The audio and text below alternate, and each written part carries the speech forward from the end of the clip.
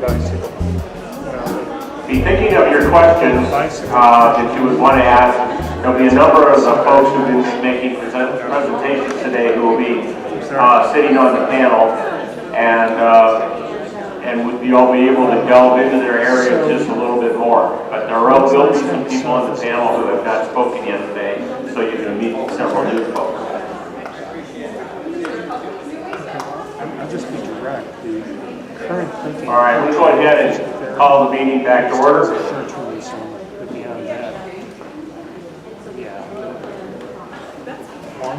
I'd like to introduce Sergeant Jeremy Romo of the St. Louis County Crisis Intervention Team, who's going to talk a little bit about the CIT program as well as police self-care.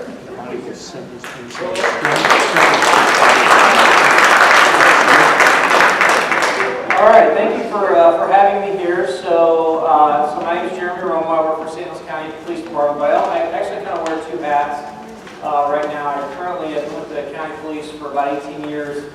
Right now, I supervise the St. Louis County Police Crisis Intervention Team unit. But in addition to that, in January 2016, the state of Missouri, in an effort to spread CIT to other parts of the state of Missouri, created a state CIT coordinator position. So what I spend the majority of my time doing right now is filling that role as the Missouri State CIT coordinator, traveling around trying to get CIT to other parts of the state.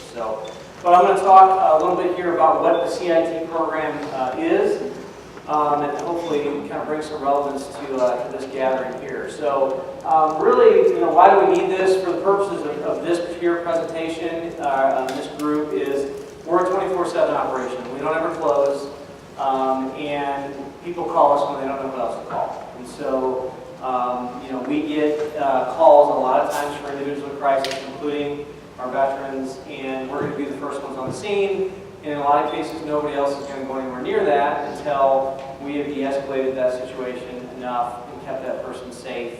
And then we're going to hand them off to the actual professionals that can allow you to do your thing. So we get involved in a lot of these situations. In fact, that kind of leads me into the history of CIT. The CIT concept, and I'll talk about what it is. It started in 1988 in Memphis, Tennessee, when law enforcement officers responded to a call involving an individual in crisis. And after the end result of that basically was that person in crisis ended up losing their life at the hands of law enforcement. And so at that time, Memphis PD, University of Memphis said, let's figure out a better way to do this. We're responding to a lot of these calls. Our officers are not equipped to handle these situations safely, keeping the individual safe, keeping the officer safe. So let's figure out a better way of doing this. And so that's basically what they did in 1988. And Memphis, Tennessee has come up with what we call the Memphis model of CIT. Here in Missouri, it actually came to Missouri in about 2000, came to the Kansas City area. Unfortunately, very similar situation. Kansas City Police Department responded to a call. They ended up shooting and killing an individual with a mental illness. And so Kansas City Police Department actually sent people to Memphis to bring CIT back to the Kansas City Police Department. In St. Louis, we kind of picked up on it a year or two later. Started in about 2003, did our first class in 2004, and started training officers in the St. Louis area. And it kind of spread to mid-Missouri where it stayed until about 2013. We're very fortunate in Missouri that we get funding from the Missouri Department of Mental Health for CIT. And the Missouri Department of Mental Health said, you guys are doing really good things, but the money's kind of staying in Kansas City, St. Louis, and a little bit in Columbia. There's a lot of other places. In fact, it's my understanding that veterans tend to be in a lot of the more rural areas, and we don't have CIT. We'd really like to see you make an effort to train officers in the rural areas as well as our larger urban areas in CIT. So we started that effort, which really kicked into high gear in 2016 when they created the Missouri State CIT coordinator position. So that's kind of where CIT has been. What CIT is not, and hopefully this doesn't offend anybody, but I had this perception, so I'll use myself as an example. I went through CIT in 2004. I spent 7 years as a tactical officer on our SWAT team, and I was basically voluntold to go to CIT training. And at that time, my perception of it was, why are you sending me to this? I'm not a social worker. I'm not a mental health professional. Why do I need this? But I was voluntold to go to this training. In fact, that first day, that first hour, a mental health professional tells people, you know, people with mental illness are more likely to be victims of violence and perpetrators of violence. And at that moment, I looked at the guy next to me, who was also a SWAT guy with me, and said, you know what? It basically validated at that point what was in my mind. Here we go. They're going to tell me a bunch of stuff, and if I do it, it's going to get me encouraged to law enforcement officers. That was my perception. By the end of the week, and there's still a lot of officers that come into training with that perception, by the end of the week, it's really interesting to see this transformation that occurs with law enforcement officers when they realize that the training, in fact, will make you more safe as a law enforcement officer if you actually apply it.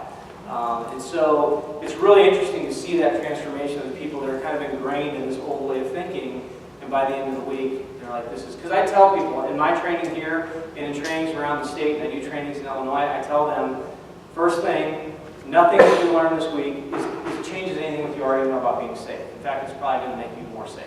And by the end of the week, they see that, and even the person that was most resistant to the training, by the end of the week, they're generally a believer in the training. So it's interesting to see that. So what CIT is not, officers when they come to the training, that's how they view themselves, because that's, you know, they want to ride on the outside of the armored truck. That's what SWAT officers do. I always tell people, you know, every time you see SWAT officers on the outside of an armored truck, there's always enough room in that truck for every one of them.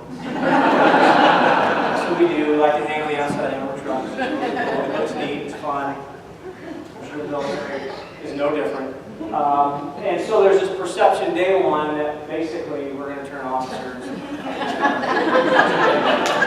But that's not the case. So what is it? So another thing about CIT training, we're not trying to make law enforcement officers clinicians. You're not going to do that in 40 hours. It can't be done. We tell officers, we're not going to, you know, give you a copy of the DSM-5. We don't want them on the street, you know, flipping pages going, let's see, this, you know what? I think you have, like, you know, you're living with bipolar disorder. That's not what we want. That's not the purpose of the training. We're not making them behavioral health providers. Basically, we want to give them a basic understanding of behavioral health disorders and to look at behavior, basically. Is the behavior I see in front of me a result of criminal intent? Because if that's the case, then those are the people that we take to jail. But if their behavior is a result of some underlying behavioral health issue, then we better serve that individual and the community as a whole by de-escalating them and getting them connected to the appropriate services, and then they'll no longer be engaging in that criminal behavior. And so that's basically what we're trying to teach officers, is to recognize that and then divert them away from the criminal justice system and into the appropriate services. So I tell people all the time, I spent 13, 14 years of my career trying to put people in jail. Now I go out of my way to get people out of jail. And the second one is a lot more rewarding when you can actually keep people out of jail that really, truly don't need to be there. So that's basically what we're doing with law enforcement officers.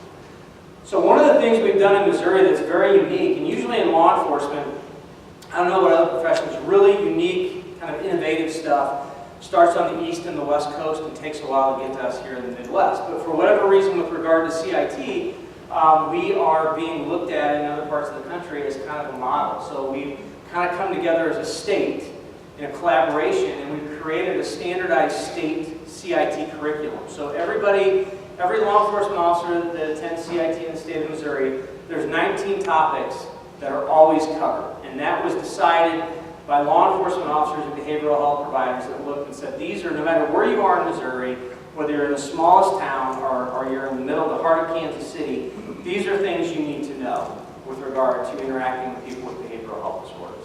And so you can, and it's really hard to see, we do an overview of CIT, medications is on here, overview of mental health disorders. De-escalation is a huge part of the training, de-escalating folks.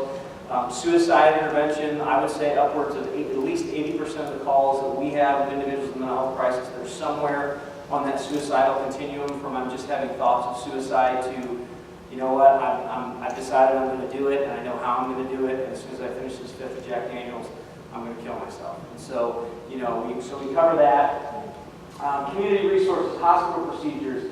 Probably the most impactful part of the CIT training is the lived experience panels, where we bring individuals in that are living with different types of behavioral health disorders and have them talk to law enforcement officers about their experiences. Because as a law enforcement officer, again, I'm going to use myself as an example, because at that time, 2004, my only experience with people with behavioral health disorders was when I got called.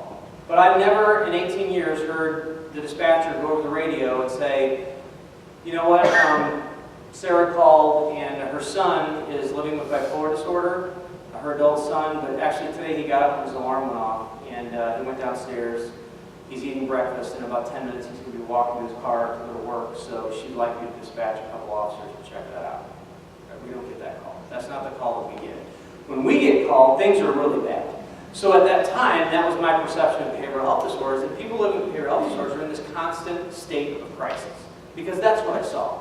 So I think the stigma surrounding mental illness is probably even worse within my profession if we don't educate law enforcement officers. So that's really what we try to do with those lived experience panels, is to have those folks come in and say, you know, this is what it was like, these are my experiences, this is what my recovery process, and look at how I'm doing now. I'm doing really well because I'm you know, in treatment, I'm taking medication, and I'm doing really good. But you know what, at some point I might not be doing really good, and I may come into contact with you, and you could actually help get me back on track. And so that's what we do with those lived experience panels. There's a youth intervention portion of the training. Officer wellness that's something that we have neglected in my profession for far too long. Our suicide rate is at least 1.5 times that of the average of the general population. A lot of issues. That came to light in this area after the events in Ferguson. We recognized we were having some issues. We do cover very briefly 1 hour to 2 hours of veterans issues in the basic CIT training as well. That's mandatory. And then the remaining, we cover that in 32 hours. The remaining 8 hours, any area can choose from a list of elective topics. And then that's kind of how they round out that 40 hours of training. So you can kind of see the list of elective topics in here as well. Some of those are having to do with veterans. And so that's how they round out that training. So one of the things that's unique about Missouri, particularly the St. Louis, Kansas City area and some of the other areas, is instead of just stopping and saying, we're going to do a 40-hour training, we're just going to cover things, you know, very, very basic, we've kind of gone and done that next step, and we've looked at other areas where officers, law enforcement officers, need more information. And so here in St. Louis, Kansas City, Columbia, some other areas now, we offer a 3-day youth CIT training that really kind of gets into behavioral health issues specific to youth, cyberbullying, bullying, suicidal, non-suicidal self-injury, things like that. As a law enforcement officer, I didn't know that there was a difference between suicidal ideation and self-injury. So we want officers to know that. We, obviously relevant to this, we do a 3-day veterans training, which is actually in partnership with the St. Louis area VA. Very, very great training, particularly for someone like myself who is not served, but I have absolute respect for veterans. It really helped me have a better understanding of when I'm dealing with that person on the street that's in crisis, that has served, kind of what's going on with them. Again, I definitely try to never make that statement that I understand what you're going through, because I would never do that because I don't know, but it just at least helped me be more empathetic to what they're going through. So, yes, sir. So the 40-hour training, CIT, the training is only, if it's truly CIT, that's only half of it. So there's a training piece, but then there's this collaborative piece. So it's all these different providers in our local community that we work with. And part of their contribution to that collaboration is we're going to volunteer staff time to train your law enforcement officers. And so it's generally people within the community, which is why we're able to do it at little or no cost, because our instructors are actually providers from the community. The other advantage to that is now that officer leaves that training, goes on the street, and they encounter somebody that needs assistance, and they have a face to someone that they can call because they have a business card. Oh, you know what, let me call this person from Behavior Intervention Services because I'm dealing with a young kid with autism. Or, you know, let me call Matt Miller from the VA because, you know what, he came in and he talked to us about veterans issues, so I'm going to go ahead and call them with the VA. So that's who puts on the actual training. The veterans training is pretty much all the VA, and it covers issues like battle mind, PTSD, traumatic brain injury, military sexual trauma, veterans and homelessness, veterans and substance use disorders. There's a veterans panel, there's a family panel. It just covers a broad range of topics that law enforcement officers need to know. Again, very similar to those of us like myself that have not served, was really impactful as part of those panels where we get to hear veterans talk about their experiences and family members talk about their experiences as well. So that tends to be, so that's part of that training. And then we do an advanced training every year, an 8-hour training.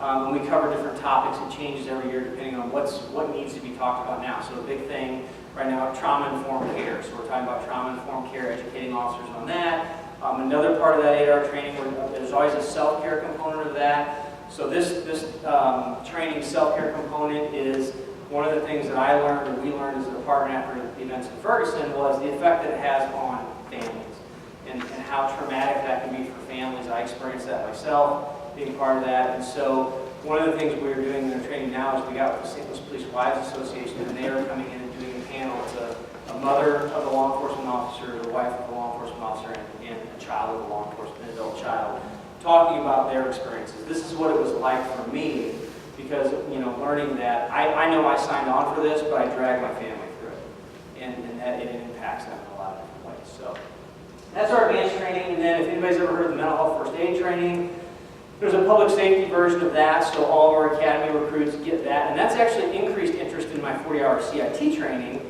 because the officers were overcoming all that stigma surrounding mental health issues, and so they're getting out, they're applying what they learned in the 8-hour training, and they're saying, I want more of this. And so now they're wanting to come to that 40-hour CIT training.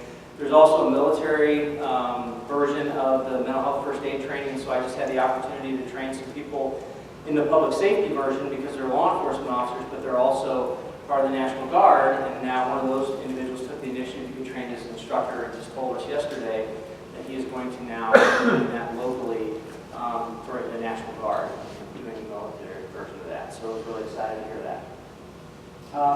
So that was a training piece, but really to me the strength of CIT really comes in that collaboration. That's where we get a lot of things done with the collaboration. So we meet in this area and throughout the state, the different CIT councils meet every month or every other month. So me and my council, we met yesterday, and it's advocacy groups, people with lived experience, hospitals, providers, the VA. I invite everybody, anybody who I think can be a potential resource for me, because again, as I said, I'm not a clinician. I can't provide anybody with help, but people call me because they don't know who to call. So when that happens, I start calling people, all these people that I know through these collaborations, and say, you know, I need some help with this. And it's usually people at a pretty high level, so, you know, I have the ability to call the head of the behavioral health department at a particular hospital and say, you know, I'm bringing somebody in, and this is really serious, and I really need you to take a hard look. So maybe that person doesn't get released from the hospital in 2 hours, which happens far too often. Maybe that person will actually stay there long enough to get connected to services. So this collaborative piece, I think, is extremely important to CIT and has really made it very successful. So we also have a training committee that meets as well, and so every time we do a training, we evaluate that training, we evaluate the instructors, and we decide, you know, how are we going to adjust this, how are we going to make it better. I have a CIT unit in St. Louis County. Up until recently, we were the only department in the state of Missouri that devoted anybody full-time to CIT. So we now have 2 people devoted to CIT, myself and another officer. But recently it's expanded. Kansas City has a CIT unit.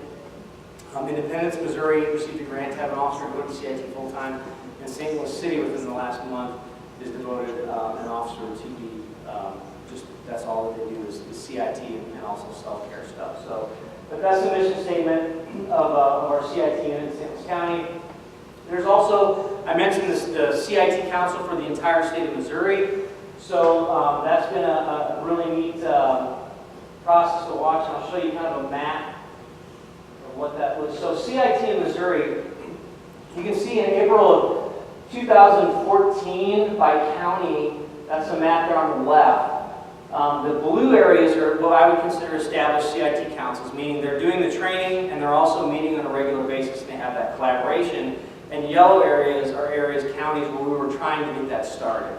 So you can see it was not in a lot of areas of Missouri.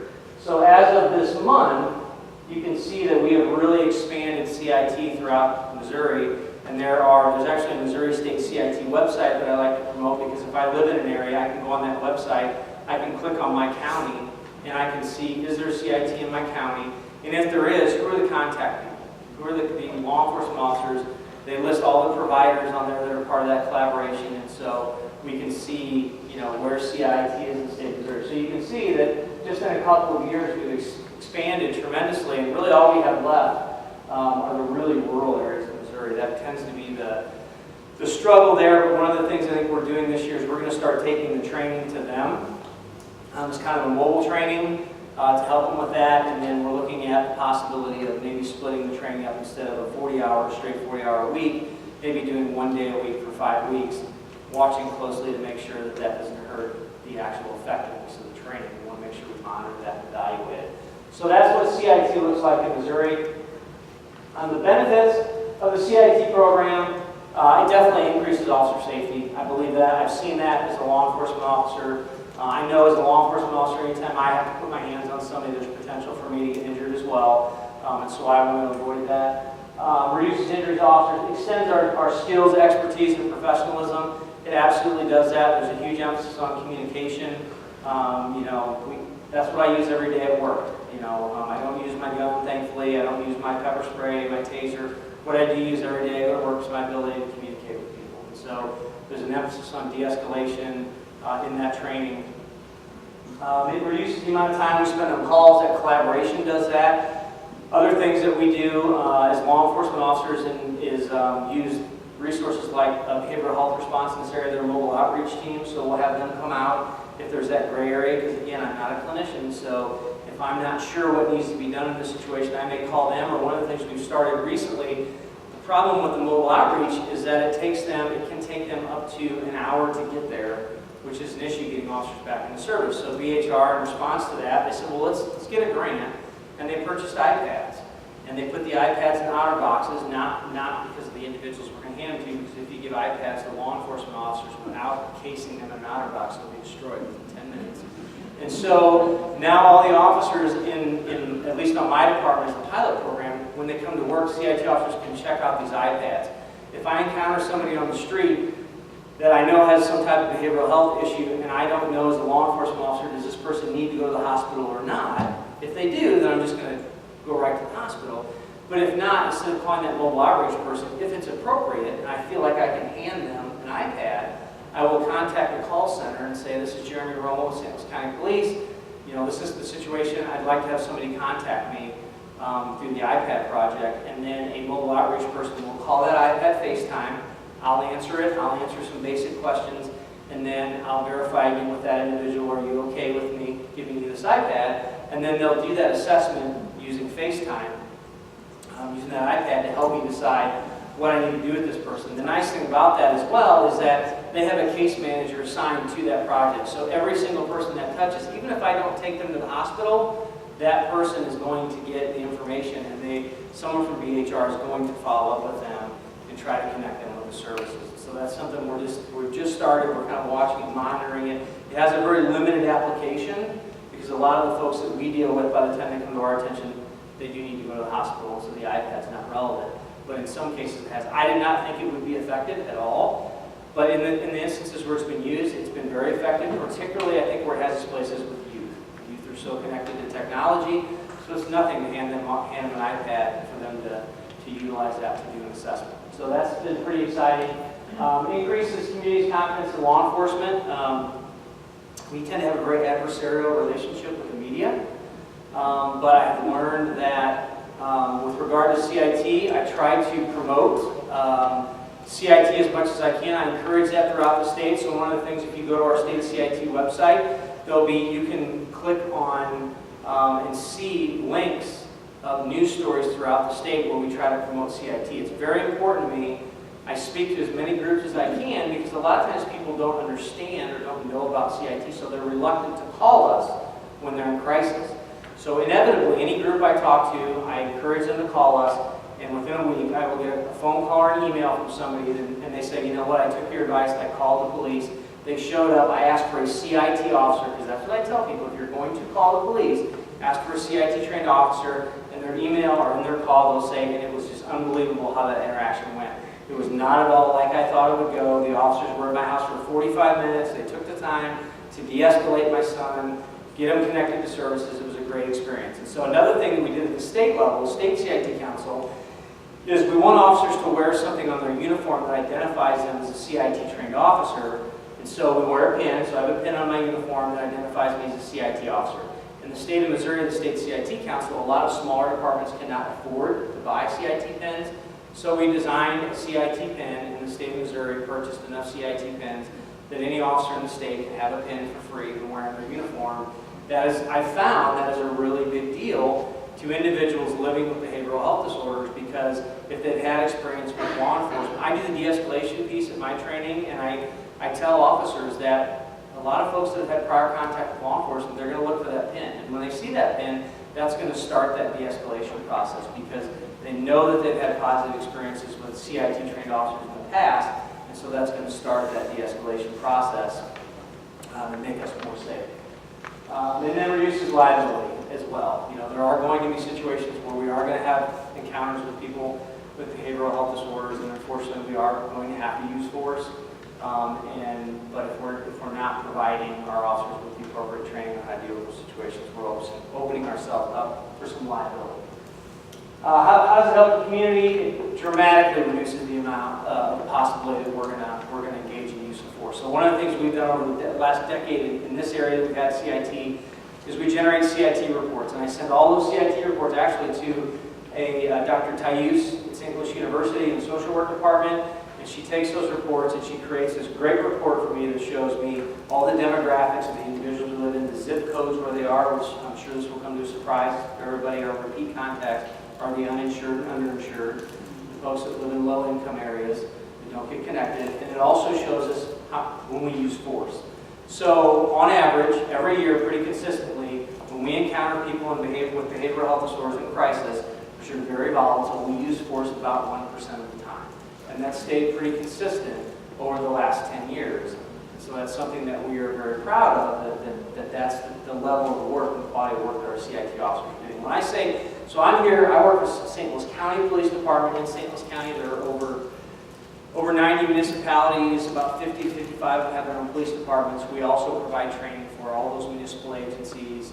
You saw that map, CITs in a lot of different places in the state of Missouri. I was just in Cape Girardeau a couple weeks ago, assisting with CIT training down there, and left, and 2 weeks later I get sent a news feed where an officer that had been through their training down there, a couple weeks later, ended up encountering somebody on the Emerson Bridge down there, talking him off the Emerson Bridge.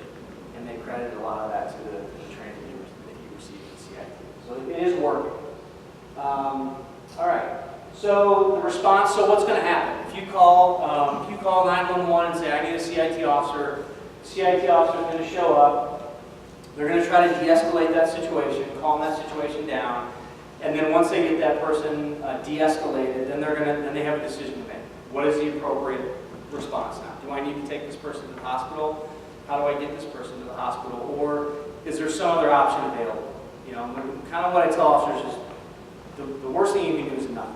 Even if the person doesn't need to go to the hospital, that doesn't mean that we don't do anything and just wait for the next officer to come up and wait for that person to be to that point where they have to go to the hospital. So the advantage of having a full-time position is I get emails on a daily basis from officers saying, hey, this is what we dealt with last night. The officer that works for me, he reviews all of our CIT reports every day with a mental health professional, and then they kind of prioritize those and go out and they do follow-ups. I'll talk about the CMHL program here in a second. Okay, so specialty courts, we work closely with the specialty courts in St. Louis County. We're very, very proud of the fact that we have a new veterans court, we have a new state-level mental health court, we have a lot of treatment courts. We try to track people into treatment courts as much as possible. Another thing I tell people when I speak to them in the community, find out, does your local police department have CIT? Particularly in Missouri. And if they say, hopefully the answer is yes. If they say no, then in a nice, polite way, say, well, why not? And you can say, because I know this guy that was at this program, and he said he would love to come there and help you get CIT, and they'll provide you with financial support. So there's really no excuse to do it. So just, you know, and then you can just connect with me, and I'll be more than happy to drive wherever they are, and we'll have a conversation about how can we, the state and CIT council, assist them in getting the CIT program in their area. Okay, so last thing I'll talk about, and then I'll answer some questions, is this community mental health liaison program. So again, where we tend to be ahead of the curve in Missouri for whatever reason, is kind of the latest, greatest thing as far as responding, law enforcement responding to a mental health crisis is this co-responder model. So cops and mental health professionals ride in the car together out in the community responding to these calls. And that is a great concept and it works really well if you work for San Antonio or Los Angeles or New York where you have millions of dollars in the budget. But if you work for a rural sheriff's department where you have 10 deputies or less, that's not really possible. So the state of Missouri said, well, here's what we're going to do. We're going to create this community mental health liaison program. So what that looks like is I believe it's 31 or 33 mental health professionals, licensed master's level clinicians that work for the local community mental health centers in that area. And they are assigned counties to cover. So in rural areas, they may cover 5 or 6 counties. In St. Louis County and St. Louis City, there are 3 assigned just to us.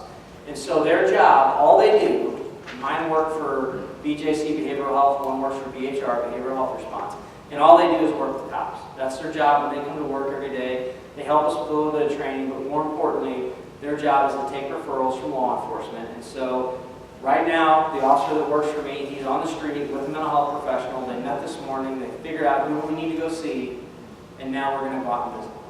And we're going to actually go see, and it's an amazing process to see because of course, we'll go in first, we'll make sure that it's safe, there's no safety issues, and then we'll call them and say, hey, go ahead and come in.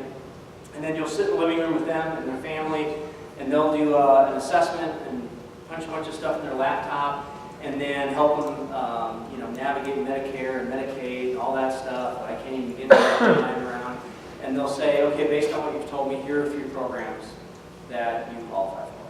And then they have the ability, at least with BJC, to get a next day appointment with them.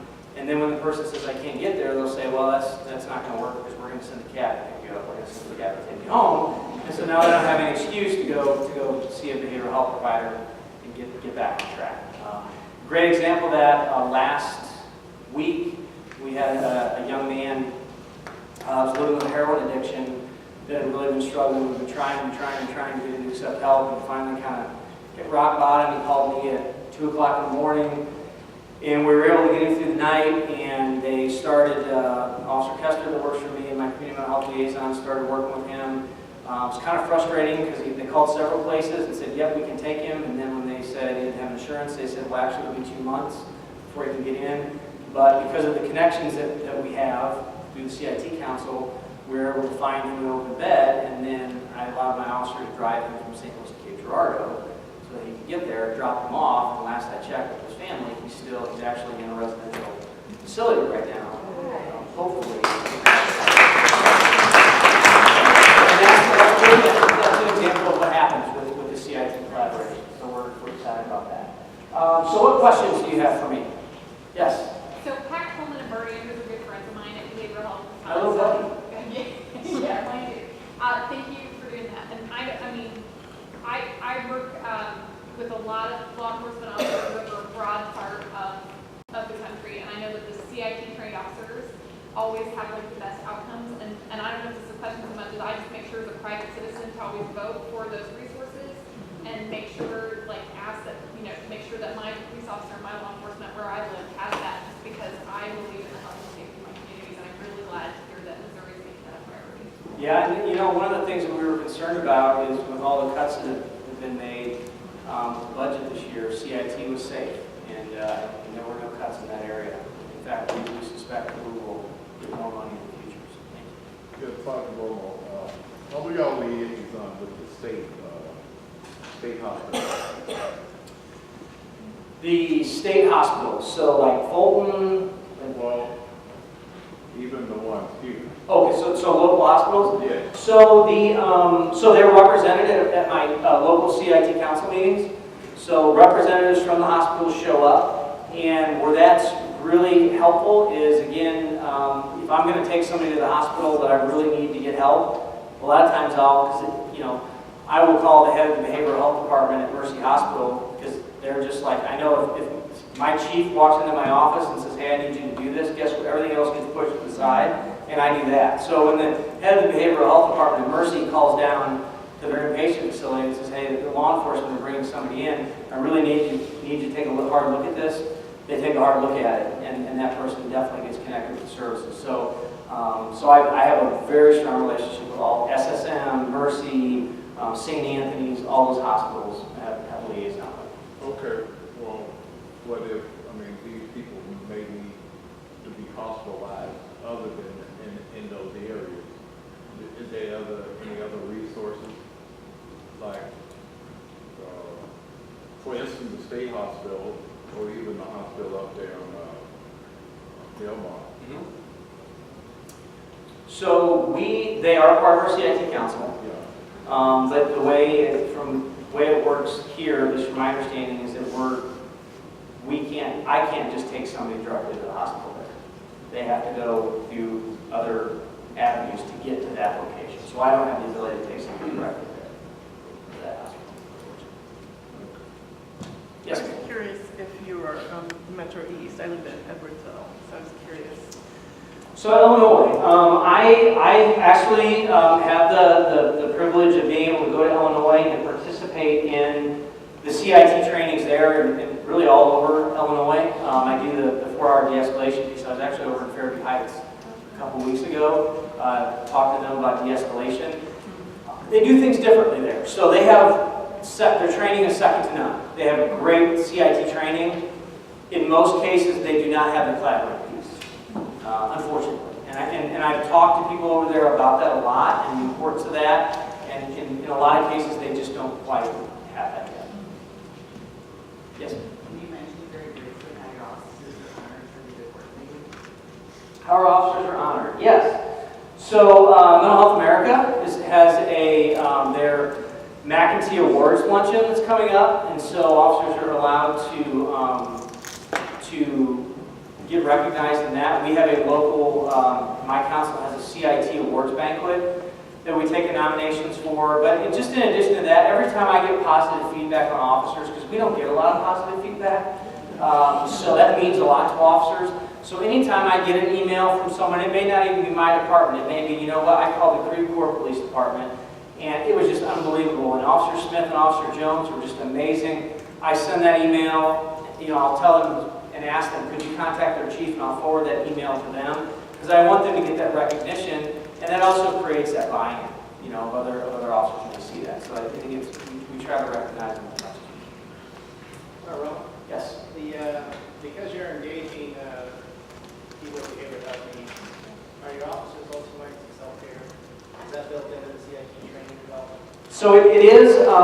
There's a small portion of it in the actual 40-hour CIT training. It's part of our advanced training as well. One of the things my department has done, really since the Ferguson, so I'll touch on that really quick. So I recall standing next to another sergeant in the middle of West Florissant Avenue in Ferguson 1.0, so that first 25 days. Our officers work 25 days in a row, 12-hour shifts, no days off, 25 days straight. Extremely stressful for them.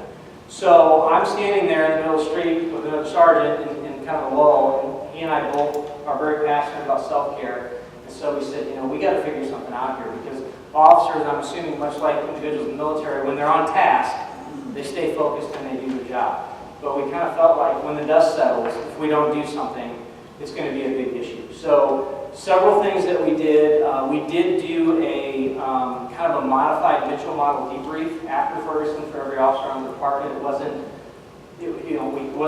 a regular Mitchell model debrief. It was 48, 72 hours after the traumatic event. It was kind of a prolonged situation, but we did that. And the debriefs have become it's just part of the culture of my agency now. So we just did a debrief yesterday, reference some officers that witnessed somebody kill themselves.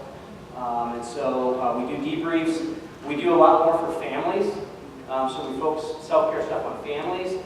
We have developed a much greater partnership with our EAP. Our EAP was one of the most underutilized resources that we had. So what we did, and for good reason, because law enforcement officers don't want to go talk to somebody that has no idea what it's like to do our job in a lot of cases. So we got a lot of negative feedback. So we identified 2 counselors in the St. Louis area that are both former law enforcement officers, and that's really who a lot of our officers go to. So we encourage that. So our EAP usage on my department is up 63%. We get that report. So we're, and initially, the command staff, the other sergeant, Sergeant Roach and I, we reported that to the chief and the command staff, and they were like, oh no. And we're like, no, this is good. It's good that it's up, because they're using the resources before they're on Fox 2 News doing something they're not supposed to be doing. So that's been a huge thing, our EAP usage, regular training on self-care, in-service trainings, talking about things like, one of the best things I ever did, so, I'm kind of I try to be as much as I can lead from the front, so I don't want to tell somebody, hey, you should do this, and I haven't experienced it. So when all this was going on, I decided I'm just going to go sit down and talk to, I talked to a guy in Connecticut who was responsible for self-care after Sandy Hook, and he said, you got to try this EMDR stuff. This stuff's great. Get your officers to do EMDR. So I said, all right. So I found someone locally that did EMDR. I went and did EMDR with the purpose of, I'm just going to go do this to say that I did it, in case I have to recommend it to officers. And I walked out of that office going, oh my gosh, I had no idea all the stuff I've been carrying with me for 15, 16 years. And so I just went back, right? So, I mean, a lot of us, myself and Sergeant Roach, we're pretty open with officers to say, hey, you know what, I go see somebody at least once a month just to kind of kick the tires, empty the bucket. It's a good thing. There's not been any fallout in my career. Nobody in our command staff is going, oh my gosh, he goes and sees a counselor, so we're going to bury him somewhere. And so the culture of my department now is it's okay. Supervisors, we train our supervisors on how to recognize issues early and encourage officers to utilize resources. And so we just had this huge shift within our agency as far as self-care. But it's not as much part of our CIT program as much as it is part of just our agency as a whole. I just wanted to kind of stair step on that question or issue. So you touched a little bit about when you made a comment about at first when we saw that 63% increase in the use of the services, and you mentioned somebody saying, oh my God, and you're like, no, that's good.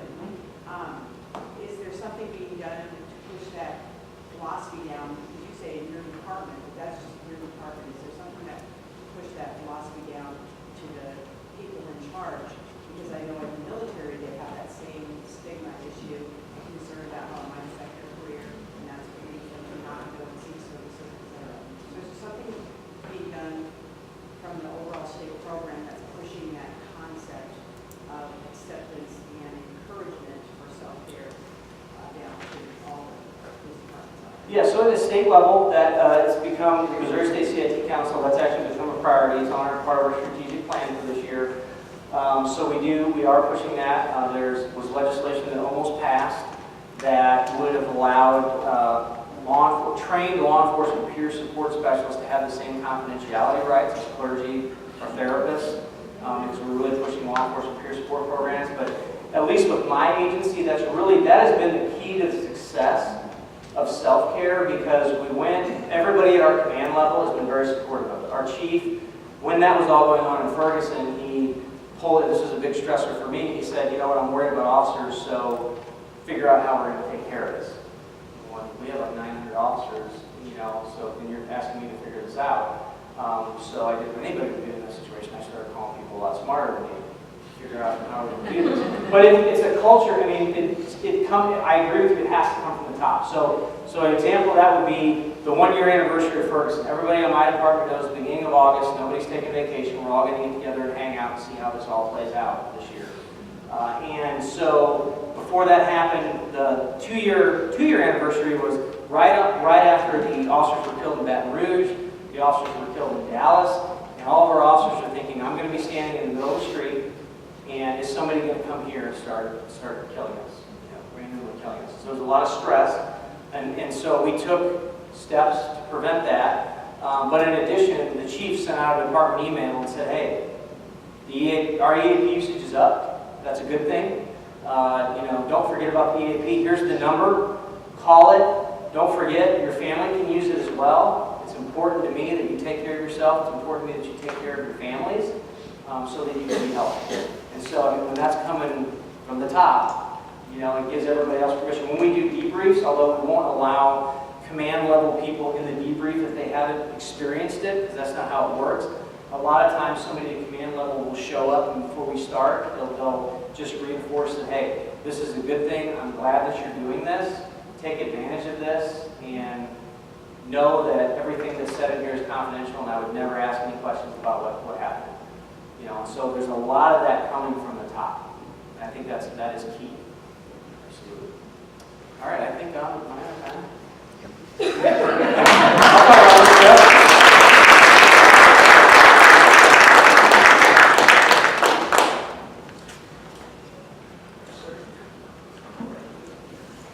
All right, thank you, Sergeant Romo.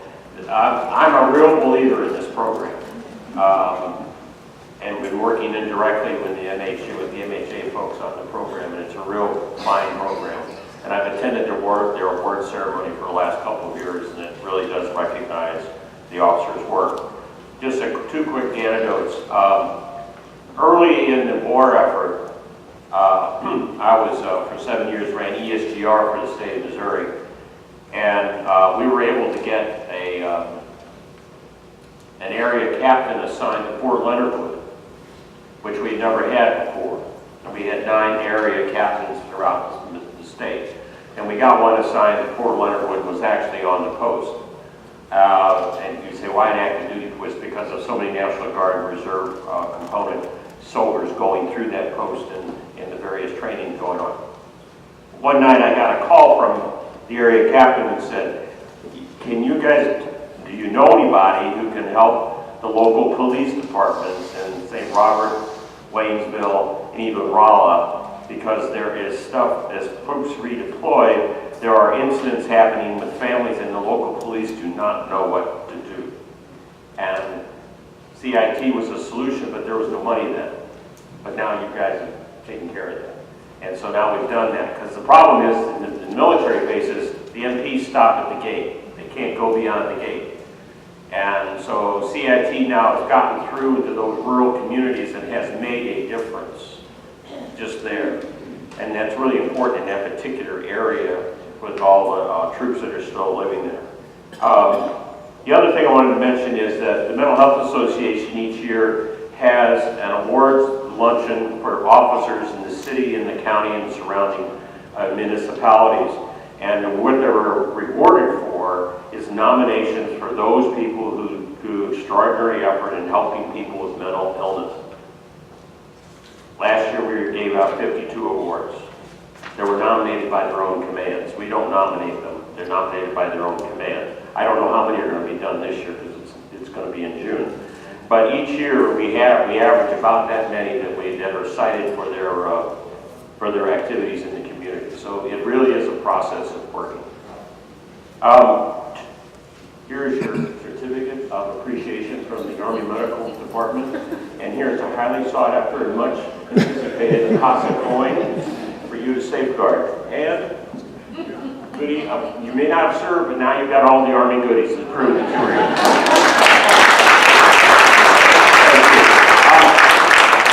I made a command decision just a few minutes ago. We're going to go ahead and move right into the panel, if you don't mind. We don't need a break, right? Because it might allow us to get out a few minutes early and also give you more chance to ask more questions. So if the panel members would please come forward. Sergeant Robles agreed to stay. Major Gupta, if you want to join, you're more than welcome. I think there's a card for those who are on the formal side. I'm going to turn everything over to Don Wolfinger. We've had a good group of speakers today, very interesting, a lot of questions, and hopefully we'll generate some more. The panel we put together is, I want to say, is a good one. We have 2 first responders. You've heard Sergeant Romo.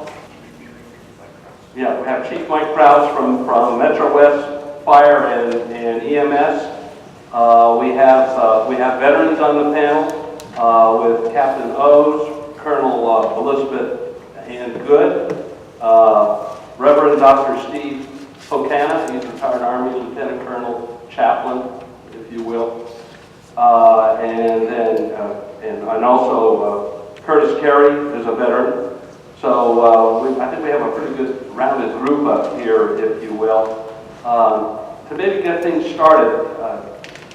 And let me ask this of Dr. Foreman. You were, in your media, you talk about the use of, in your bio, you talk about the use of social media. Can you maybe describe a little bit more how you're using that and the benefits? Would please? Okay, there we go, now it's on.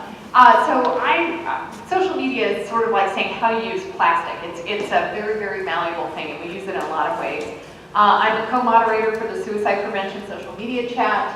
It turned out a couple of years ago when we started that there wasn't any real social media presence for folks who were interested in suicide prevention as a topic. And so we really created a pretty vibrant social media community around that. It's probably the largest social media community around a mental health issue that you're going to find. And we do a lot of expert-to-expert content. So I can get a data scientist from Denmark to talk about suicide prevention research. By the way, and here's where we go meta, where we take social media data and we can analyze that for risk of suicide. So this is pretty wacky. Again, the future is now. But apparently we can take, not apparently, we've already done it a couple times. We can take your social media data, like your language from Facebook or Twitter, and we can analyze it. And some scientists say that we may be able to predict your suicide 6 months, 1 month, 1 week, or a day before it happens. We've never been able to do that before. Dr. Craig Moran has done that with some Facebook data. And then Dr. Boone Coppersmith has done that with some Twitter data. And there's some other folks doing it in other ways. And so one project that we started was something called Our Data Helps, and this is just a thing I did in my private time, just for fun. You can, if you go to ourdatahelps.org, you can donate your social media data or the data of somebody who's died by suicide for use by researchers. So we think we may be able to actually predict death and maybe stop it. And then finally, just to get people talking about suicide and suicide prevention, so person to person. So just in Mashable yesterday, talking about Facebook's new guidelines for how they're tagging social media, like Facebook live streaming suicides, and so like what are good policies about that? Because it turns out that a lot of suicide and mental illness things are happening on social media, and nobody was sort of prepared for them. What would we do about it? And so trying to come up with best practice guidelines. Did I cover enough, General? I'm just a colonel. Sorry. But Sorry. yeah, no, that's fine. Well, thank you very much. Unless there's a question from the audience for follow-up. If not, okay. Let me turn to Colonel Good and Steve O'Connell. Oh, you got it. Okay. Elizabeth, Colonel Good, when I was looking at your background in personnel management, and you mentioned family care and ultimately saw it called pastoral care. Can you talk a bit about the care of veterans and their families in that respect? Sure. When I retired in 2009, I came here to SLU and Aquinas and studied veteran social work and pastoral care. And my focus has been integrating both of those together. And this morning, you heard evidence-based therapy, and there was a question that somebody asked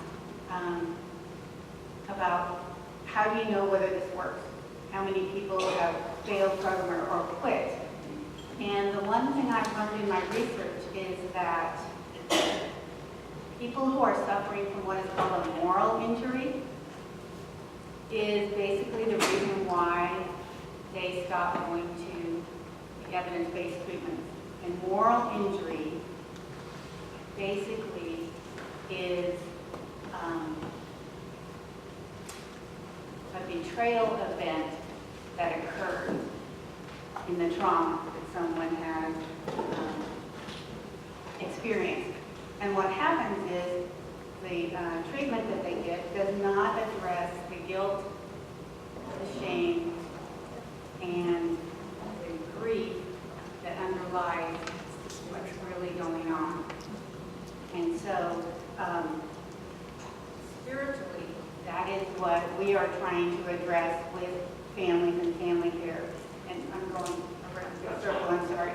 As a commander at the Human Resource Center, I was responsible for mobilizing soldiers to war. And the thing that affected me the most was receiving the personal letters from soldiers who were already suffering from post-traumatic stress. They had been mobilized 5 times. and they were suffering greatly and suffering, their families were suffering. And so that's what got me started studying this and how to intervene and how to help with the effects of moral injury. And with that, if I could, I hope you all saw the flyer for the retreat. We've started veterans retreats at the White House here in South County. It's free to the veterans, and we did it last year. We're going to do it again this year, and in addition, we're then going to follow up with monthly retreat opportunities at the White House for the veterans. So I encourage you to please take a flyer and please pass on the invitation to all of them. Did I answer your question? You did, ma'am. Thank you very much. Okay, Chaplain O'Connor Stephen, you were on active duty. You were an active duty chaplain, frequent assignments in combat zones, but in retirement you continued service in the District of the Armed Forces at the Lutheran Church. You're seeing servicemen and their women in those areas. Is there a spiritual component to the PTSD? Yeah, by the way, I haven't been shot at since 2015, so I appreciate it if you're willing to take a shot at it. I was in Afghanistan before I retired. The spiritual components of PTSD kind of work their way into the area of Macedonia mostly, but it is manifested in so many difficult, cruel ways. The whole lack of trust in God, lack of trust in organized religion, lack of trust, just general lack of trust, and also a lack of a sincere sense of hope. So today was a lousy day, tomorrow doesn't look like it's going to get any better. What we are doing in the Lutheran Church of Missouri City is I train pastors to understand some of the symptomology of post-traumatic stress disorder. Now, the reason why I'm doing that is so they can work in a collaborative manner with the behavioral health community. These are a good contact for you to help assist you in healing these men and women who suffered the savages of war. The second thing that we do is, we have over 6,000 congregations in the United States, just one denomination alone, 2.1 million member denomination. What we also do is we train congregations. We have a program called Operation Barnabas, where what we like to do is we have veterans within the communities of faith help welcome veterans who feel disenfranchised or don't feel like they're part of the church community or any community to come back into the community of faith again. What I do primarily is I use the military culture to train them. So I tell every church that there's 4 gifts that they must give a veteran. And very rarely do I use that type of extreme language. Number 1 is you've got to give every veteran that comes to your church a job. They can be the one to pass out bulletins, sharpen pencils, just give them a job. The second thing is that they need to find a worship service they can identify with as part not only of worship and praise and forgiveness, but also a sense of accountability. The third thing is a study. In the military culture, it's a requirement that you maintain your studies. You have to be up on who you are. My MOS, military occupational skill in the Army, was a 56 Alpha 7 Romeo 5 Papa, which means I was a chaplain, I was an officer, I was clinically trained, and I jumped out of perfectly good airplanes. Every veteran knows that. They're all night jumps. I kept my eyes closed. The final piece is they need a friend. In the military culture, when you join the military, you're given a battle buddy, that's in the Army, a shipmate, a Navy, a wingman, if you're in the Air Force, and battle buddies similar with the United States Marine Corps. So we're using military culture to train congregations and their veterans to help welcome back in their fellow veterans, to help arrest the symptomology of post-traumatic stress disorder. Thank you very much, Steve. Appreciate it very much. For Curtis Carey, you bring 23 years of active duty service in Army and the Air Force. Find that interesting. As a senior NCO, you see soldiers in the unit from a different perspective than officers. How does this military experience help you in your current role in the VA? The first 4 years that I was in the Army, I was in infantry. Seeing the change from the infantry to the Air Force was really not that difficult. I would say that when you're a young troop, a young enlisted person in the service, especially for us, like as an infantryman, we did everything together. We were in a unit where there's probably 1,000 men, and we ate together. We slept in dormitories. We had the opportunity to, we were deployed together. We went to the field together. We trained together. We did everything together. And once you get out of the service, that family has kind of dissipated. And you move back into your communities where you know, one day you may have been manning a 50 caliber machine gun. The next day you may be working nights at Walmart. So that responsibility has changed. So what I bring to what I'm using, at least in my new role as the district experience officer, is getting our teams out there into the communities where the veterans live. I feel that our role happens outside of the four walls of the VA facility, whether it's a regional office, medical center, or the cemeteries. We get out into the communities and we ask 3 basic questions. What are we doing right? What are our opportunities to improve?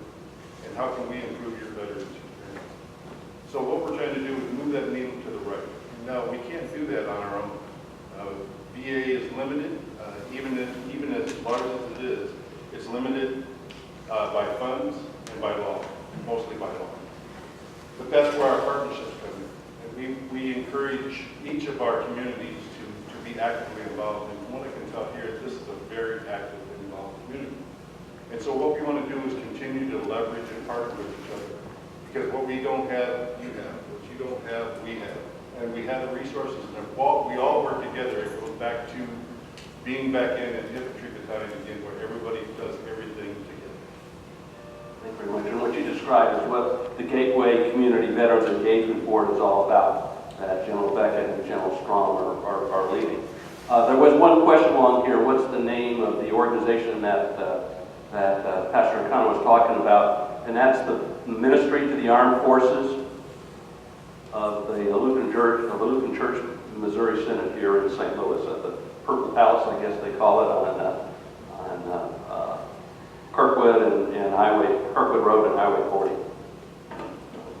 I'd like to turn now to Captain Owes, who is from it's the medical recruiting command here in St. Louis, and 15 years experience in the Army, time in the Army, and maybe you describe briefly your road of travel, ma'am. Well, the 15 years has not been 15 continuous years, and so I was not originally one of the panel members. However, I was on active duty just out of undergraduate, enlisted, and then I separated, went through the VA rating and disability process, wound up in the National Guard, wound up in the Reserve, and then back to active duty. So I have quite thorough travel. So sitting on the, remembering back to when I was going through that process and trying to seek help and find services in my local community, I would say that it's always vitally important to have people like you who are interested in treating people, because you never know where they may wind up if they get the treatment that they need when they need it. And I'm one of those examples. Had it not been for some people who offered services to me when I needed them, when I returned home after OIF 1 and OIF 3, having a little bit of difficulty adjusting to figuring out what I wanted to do with myself, I don't know where I would have been. So I'm eternally grateful and thankful for that. I think so, yeah. I guess the reason I asked her to be on, we were going to have another veteran on, and unfortunately, he ended up in the VA hospital today. It's Sean Antonu.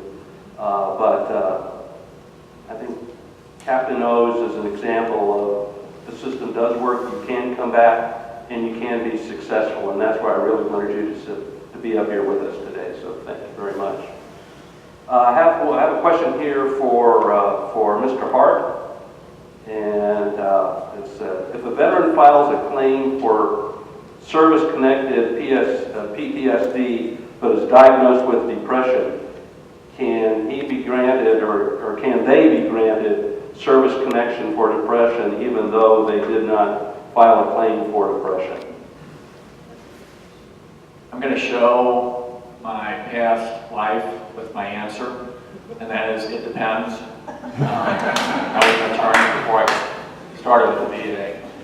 A claim for a mental condition is a claim for a mental condition.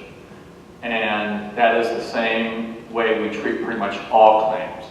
If you claim a knee, we're going to treat that as a claim for a knee. We don't expect veterans to know that they have arthritis versus a meniscal tear. We hardly expect them to know their particular mental condition, and sometimes it appears the mental community may not know either because the diagnoses seem to vary quite a bit, which can pose issues for us in the analysis.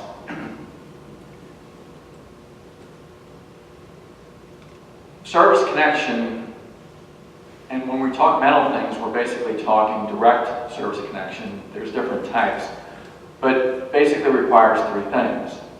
That something happened in service, you have a current condition, and we connect the two. The means of connecting PTSD and conditions outside of PTSD are different.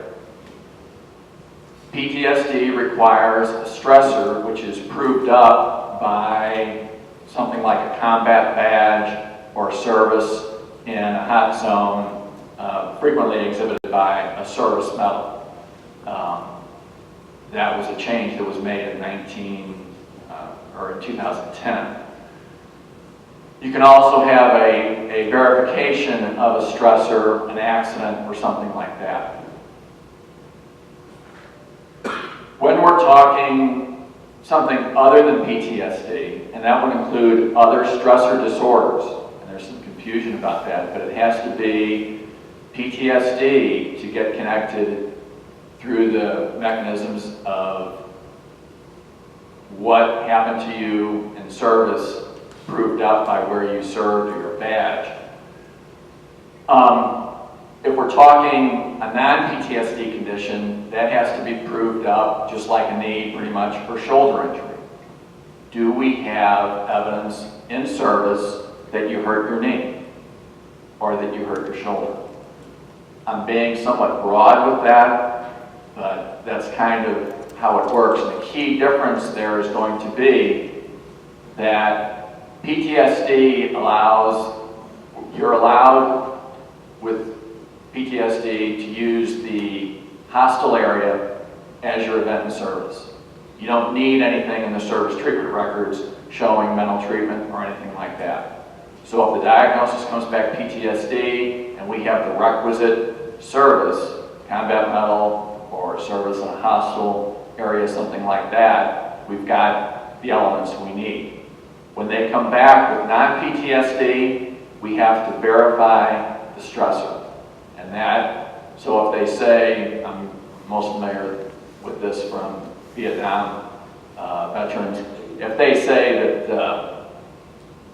well, this wouldn't count anymore, but prior to them doing the fear thing, if they said that they didn't have a combat badge, and this would be the pre-fear change, they said they were in Da Nang and they were bombed there, we would have to go through records, and we have people that do that, and that's all they do, and verify that Da Nang was bombed when this person was there. I'm trying to come up with let me rephrase that a little bit. So if they're diagnosed now with depression, and they want to link that to a service event, even though they have a fear medal, we have to verify that incident that they're talking about. If it's PTSD, we don't have to do that. If it's non-PTSD, we have to go through that mechanism unless they have a combat badge. So the medals are different a little bit. So I may have confused more than I answered, but I do think it is a depends situation. I hope that answers the question. I have a name on it, but. I have a verification. I'm sorry. You were saying fear medal? What was that word you were saying? What medal? We call it fear because that's just the name that we gave the change that happened in 2010. It's basically a medal that signifies that you served in an area where there was probable hostile military or terrorist activity. So generally that encompasses the same thing that we would generally think about. You were in Iraq, you were in Afghanistan, you were in Vietnam. It gets trickier when we get outside of those areas. Do you mean like the combat infantry means badge? Is that what you're referring to? That would be a combat badge. Okay. That would be a combat badge. one you see across with the rifle. And So you're just calling it fear, as in that's just a word you use to, for any of those medals that would show that they were in a hostile. Correct, yeah. And that may not be the most accurate term, but that's the nomenclature that surrounded that whole vehicle of service-connected PTSD without the combat medal. Thank you. Can I ask? Yes, while sure. we're at that? Now, you said it, and if he or she served in a combat theater, I mean, in a combat area, what about if they served in area that was in the combat theater? And I have in reference to Djibouti, and that's in, of course, you know, the west coast of Africa. There are some Navy people there that served during Iraq, and it took us some time, even at the VA, to find out that that was actually a combat area. I may have mentioned, and if I didn't, I apologize, but there are situations other than the standard areas where their service is going to qualify for fear-based PTSD. And again, most of us are going to turn to the military records specialist to get that information when it's not a readily known medal, such as an Afghan service medal or the Iraqi service medal or the Vietnam service medal, something like that. We're going to turn to them. They've got that expertise, and let us know if that medal, if their service qualifies for that type of PTSD service connection. Okay. Thank you. Let me turn to Chief Mike Krause of the Metro West Fire and EMS. You represent what may be a neglected segment of our community. First responders, men and women of law enforcement agencies, fire departments, and EMS. In today's forum, we've really stressed to be inclusive when addressing PTSD and suicide. Can you tell us what is behind the increasing suicide rates in first responders? I can tell you what my opinion is on that, certainly, and I think Sergeant Romo hit on some of these points during his discussion. And I think the atmosphere in which we work is changing dramatically every single day. When I first started in the fire department, the last thing on my mind would be that I would have a ballistic vest that I would have as a part of my personal protective gear, but that changed in Ferguson 1.0, as the sergeant mentioned. And I was the Deputy Chief of Operations at the time, and I had to come up with $68,000 after lunch to hurry up and get all my people fitted. So what's kind of changed is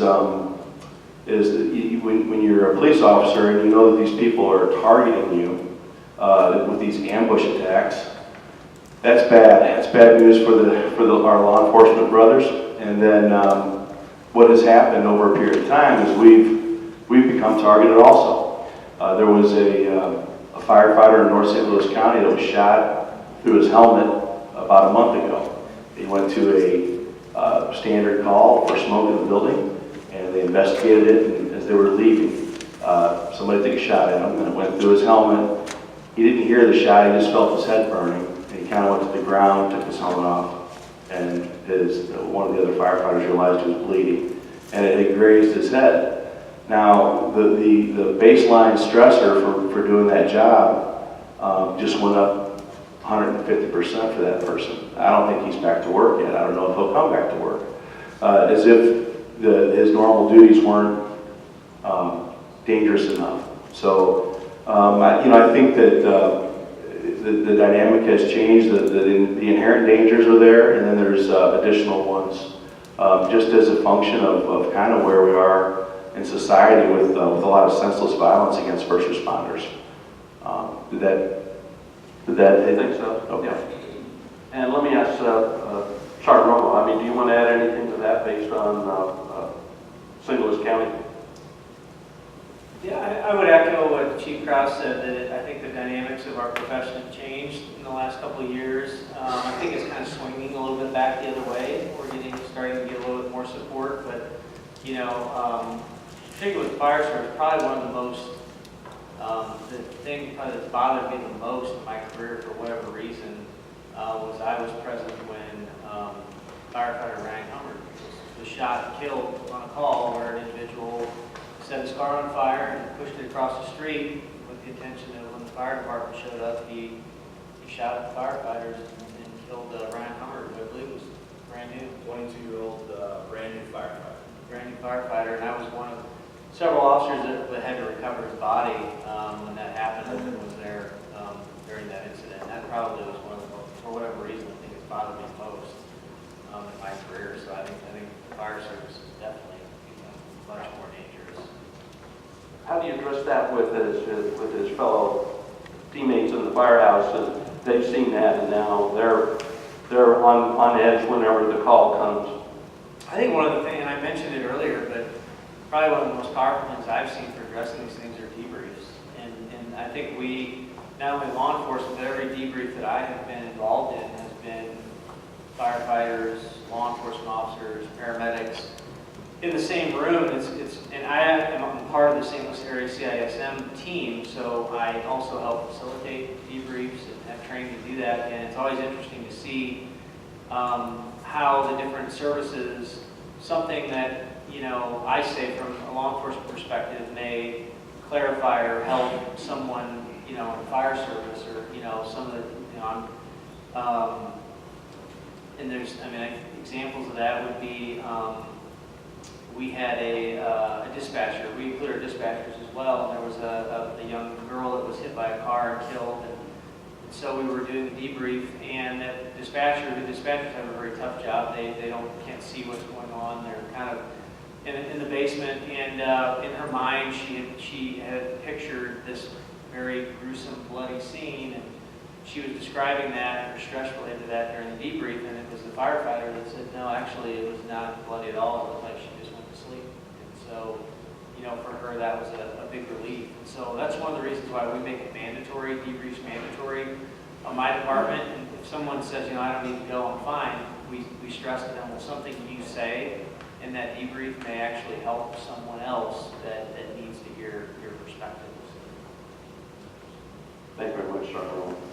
I have one other question here, and I'll throw this out to the panel in general. Mindfulness-based stress reduction has been shown to be effective. And it says comment. Does anybody wish to? Yes. Okay, please.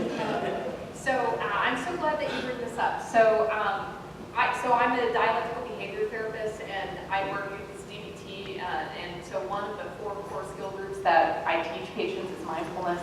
And it turns out that all the skills that I teach my folks are just, you don't have to have a mental illness to benefit from them, and mindfulness is certainly one of them. And in the process of doing this, I get a summons from a Buddhist monk. This is a true story. So in Baton Rouge, we have a Buddhist temple, and we have a Vietnamese Buddhist monk who is also getting his PhD in clinical psychology with an emphasis on PTSD. And he had reached out via a doctor in my primary care clinic whose family attends at that temple and said, send Dr. Foreman to me. And so you do what you're told, right? And so I showed up and he said, so here's the deal, mindfulness is really important, and it's especially important when it comes to trauma. How can I help veterans more? And and I said, well, I think it's really important too. And we sort of had a little powwow about this. And he runs a wonderful mindfulness meditation that's sort of really non-spiritual. It's just like, this is how you do mindfulness. This is how you meditate on Friday nights. And people from the entire city show up. Many people who use it to manage anxiety. And here's a nifty fact, which I've known from before the Buddhist monk. When you're talking about trauma, and you're talking about human brains, and we're doing therapy for people who've experienced trauma, there are usually a few different kinds, and I know they mentioned them. So we can give you medication that'll sort of prop up your brain, help your brain work. Won't necessarily fix or heal your brain, but it will, maybe you won't have so many nightmares, maybe you'll come off of high alert more, things like that. We can do exposure therapy so that maybe these traumatic events don't cause such difficult, painful feelings or so much nervous system arousal. But if you really want to make your brain actually function better, so actually heal your brain, you need to do mindfulness and meditation. And if you do it for even 40 minutes, your brain will actually look detectably different on a brain scan. Gentlemen, like major medical journals, this is well-known research. So one of the things that I do to help folks get better, and that I do for myself, and I just recommend human beings do, is for good mental health and good hygiene, is to just practice mindfulness. You know, my friend, the Buddhist monk, will tell you that things don't have to be as harmful, like how we're, sometimes he'll text me, because this is a Buddhist monk that texts, and he'll say, so how are you doing, my doctor friend? And I'll say, well, you know, I'm trying to not have harmful reactions to my environment. He'll say, very good, I'm using my mindfulness skills. But if you are working with folks in trauma, if you're working in a traumatic field, you know, being able to be present in the moment, to breathe, to come off high alert, to participate in what's happening, actually keeps your brain from being injured more and helps you heal. Maybe we'll go through that for a couple of minutes before we get out on Highway 40. Anyway, Captain O.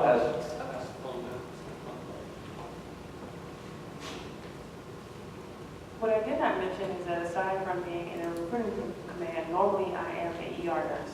And so oftentimes we have a lot of people that present to us in different stages, and we're relying on people to come in. And I would say what Dr. Foreman just said is vitally important for the first responder care. Sometimes it's just being present with that person. You don't have to validate anything, but it's just being there with them and giving them the support that they need to understand that someone else is willing to sit there with them and be mindful and just be quiet with them as they think about things, or maybe use you as a sounding board. And so a lot of times, much to the distress of my superiors, they wonder, why is it taking me so long to come out of the room with a patient? So I'm an ER nurse, and so, you know, and I said, well, they needed me. Well, what were you doing? Nothing. And that was perfectly okay with that person and that patient at that time. So I would just say that, you know, a lot of times if you can pass on any tidbits also to nurses that you may encounter that work in some of those critical care areas that may be getting these patients as well. Sometimes you don't have to do anything but be there with them, and that's enough. Yeah, go ahead, Steve. Yeah, there's a term, it's called curia animarum, in Latin. Another term that I use is called Seelsorge. And what that is I'm training our pastors to just journey with someone who's suffering post-traumatic stress, TBI, post-traumatic stress disorder. Non-judgmental, just walking with them. It's funny because if you look at the word Seelsorge today, you also see it still used in German as the pastoral care center of hospitals, clinics. What we mean by Seelsorge is non-judgmental journeying with them, just walking with them and letting them express themselves and working with you. This is a very old technique. It goes back to Gregory the Great, and it's something that I'm trying to help reawaken, at least within our Protestant clergy. Any other comments? Please. And if I could add too, I'm a spiritual director as well, and so at this, that's exactly what we do, is we journey non-judgmentally with people. And at this retreat, that's going to be led by a Vietnam veteran, that's what he does as well. It's reflections on guilt, it's reflections on the things they carry, it's reflections on duty and your call to service. And then it's just silent meditation, and it's just thinking about what's been said and what feelings that brings up in them. And then you have a group discussion. And again, as I lead those, I just listen. And it is incredibly amazing, the healing that goes on when you do nothing but just listen. Are there any other comments by panel members on anything that we missed or overlooked or final thoughts or anything? Anything from the audience? Any other questions? Something that didn't get addressed by any of the panels, or something you thought of by what you've heard this morning, this afternoon? Yes, sir. Stand up. It has become fond of mindfulness. There's a whole area of research called neurotheology. Has nothing to do with theology, but has to do with the brain's functioning in intense spiritual states like meditation, etc. And the research has shown not just the brain plasticity, but it activates portions of the brain that counteract trauma. And so it doesn't take as much. Think about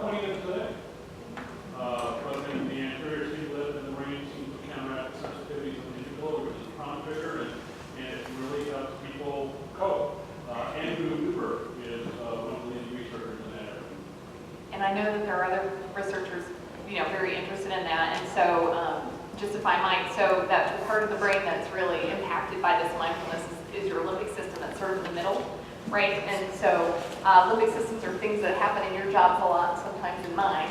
So they're that fight or flight, or that sort of the part of your brain that manages the 4 Fs, feeding, fleeing, fighting, mating, right? And, right, and, I know I stressed. But basically, you have to de-escalate that fight or flight response, and to make your brain less sensitive to going into fight or flight response. PTSD is sometimes that if you're going into that too easily or staying there too long, or it's like a glitch. And so that mindfulness meditation helps you keep that low arousal, reduces your stress hormone. It has all these wonderful biological effects. It also, keeps you from, when you're in fight or flight response, when you're in emotion mind, you're doing things to survive that you aren't thinking about very clearly. And so you tend to be more impulsive. So you may not only experience something as very traumatic, you may do things that make it worse, right? You don't sleep as well. A lot of my guys and my gals with PTSD also have GI problems, right? So talking about their stomach always bothering them is a really common thing, and that's related to this. So when you're in fight or flight response, it turns off metabolic activities or digestion, right? Because you need to be relaxed to eat, right? You don't want to eat when you're stressed usually.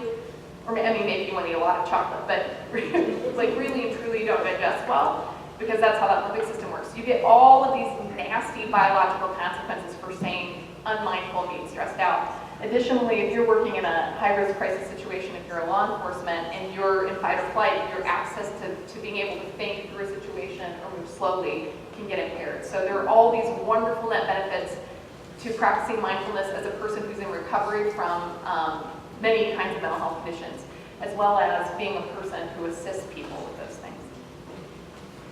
Any other comments to that? Anybody? If not, oh yes, yes sir. Well, I opened the discussion on mindfulness-based stress reduction with that question. I would like to add that we are truly blessed here in St. Louis. Within the Department of Psychiatry at Washington University, we have Robert Cloninger and the Center for Wellbeing. And the exercises that they've developed, both through the academic side and through the not-for-profit foundation, the Anthropedia Foundation, start with the exercise of the question, what brings you joy? And then through a series of somatic and mind and spirit exercises, open up the emotions of wonder and awe that, as Dr. Foreman and as others were talking about, counteract the effect of trauma on a person's life. It's really powerful, powerful work. Yes, sir. Excuse me. I came late because I saw this on Facebook like an hour ago, so I apologize, I missed everything. But I'm a veteran. My story in 30 seconds or less. I'm a veteran. I did 7 years. I was medevaced out of Iraq. I've been medicated ever since. I would have never believed that I became suicidal from the medication. And there's a growing peer movement. I'm very involved in it. I'm a student at WashU, where more and more veterans are realizing that medication is making us like this. But then we tell the clinician, and usually we're ignored, and then we read the research. Like, my school taught me how to research, so I've become really well-read on the subject. So I'm just wondering if anybody in the room is working on that. There's a bill in Congress right now, Senator McCain. There's bills in other states that are changing prescribed so that we have more informed consent, that suicide could be a part of why. So you're talking about medications maybe making you suicidal, and there are certainly medications that have what's called a black box warning on them, which is that medications, especially mental health medications, but also other medications, might increase your risk of developing suicidal thoughts and feelings. I have a really basic recommendation around that for individuals, not about the advocacy movement. I don't know if I want to comment on that directly, but for many of the folks that I serve, by the time they come to my clinic, they're usually getting a boatload of medication. They're usually, polypharmacy is a really big issue, and they're not doing well. So if you were taking a boatload of medication but functioning great, I wouldn't touch it. But the facts are that you're not doing well. And so one of the things that we do is teaching people to use technology tools or flat out pencil and paper. It's just people don't use pencil and paper as consistently as they'll do it with their phone.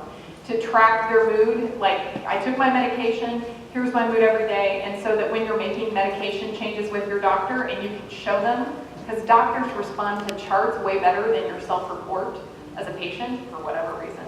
And you say, hey, you know, I started this medication, look, my mood declined and I got suicidal. It took me off, my mood went up, I didn't feel like that. Like that, it begins to make it a lot easier to make choices about medications. One tool that I've used a lot with a great deal of success and wrote about my experience using this with patients is, and it's free and easy, you just find it on the internet, was just mood247.com. And it just sent you a text with your mood on a scale of 1 to 10, and it generated an empty little graph, and my patients would use it, and I would pop it open, and we would know, started the medication on X date, here's what happened, you know, or started a therapy approach on X date, and here's what happened. I feel like for folks who want to advocate for themselves who are in treatment, that collecting information about what you do sometimes helps your doctors level up how much they're listening to your report of your symptoms. And I don't know if that will help you or not, but I do understand that's a complaint I've heard from lots of folks, and for good reason. Young lady, before you don't leave here, you see me after we break here, okay? Want to talk with you. Guess I've got two quick questions here for Curtis Carey. There was a question that came up. Medications prescribed by the VA, are those paid for by the VA? It depends on the service connected. That would depend on the service connected disability rating. So if it's rated at, I believe it's 0 to 30%, if any medication in relation to their service connection, there's a copay, or there is no copay. Anything that is not prescribed for the service connection, there is a copay. And those rated at 50% or greater, there are no copays for any medication at any time. Okay. So, I believe the copays are currently either 7 or It's VA negotiates like a way better deal for medications, so veterans, even if they're paying a copay. What was that? Can you say that again? I couldn't hear you. So veterans, VA negotiates like a way better price on their pharmaceuticals. So like way better. So our copay, so when veterans, even when they're paying a copay, it's usually much cheaper than they would ever pay in the community, and it's amazing. okay. I have one other question for you, Curtis, and that is FY18 budget, the president's budget, were there any significant hits to the VA budget for FY18? There was an actual increase. There were some that I read in the news today as well. There were some areas that may be and I guess you need to understand, when the president submits a budget, that's only the start of the process. What comes out the other end of the sausage maker, hopefully by the 30th of September, will look dramatically different, if you will. Well, I want to thank the panel members for staying here, and the rest of you for staying here and participating in this. And hoping that you learned something out of this, have some takeaways.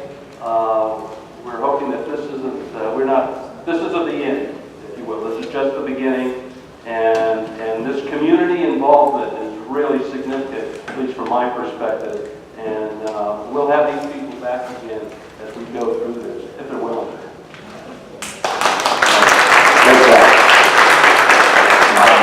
Before we get out the highly anticipated CASA coins, I want to thank everybody here. This has been a great audience all day, and we are a cross-section of many, many different people and interests. I think we've touched, I hope you can see the connectivity between the civilian community and first responders, the military, and back and forth from each one of us, and many of the things we heard can be applied directly back to what we're doing on the civilian side. We wanted to make sure we started addressing that connectivity, because together we can make a lot of great solutions.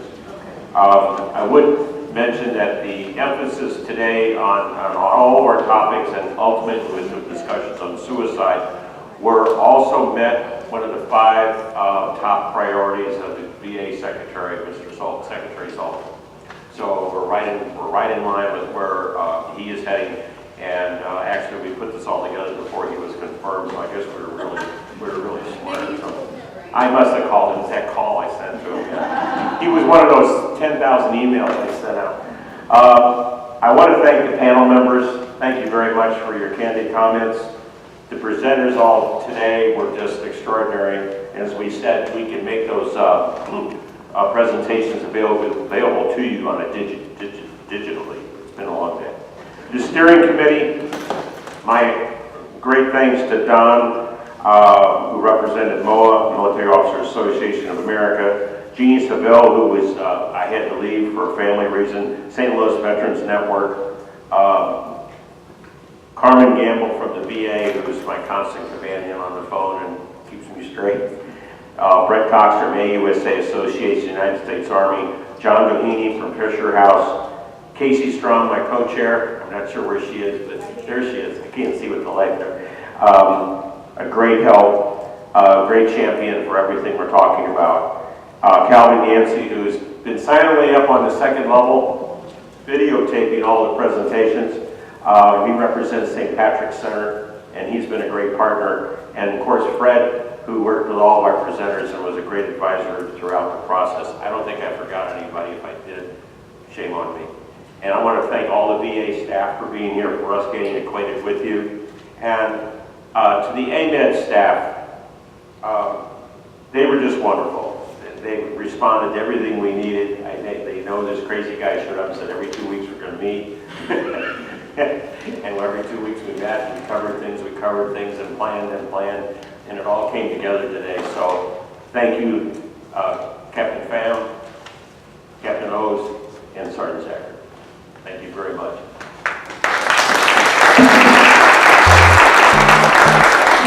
And now I'm going to give out that high and precious coin.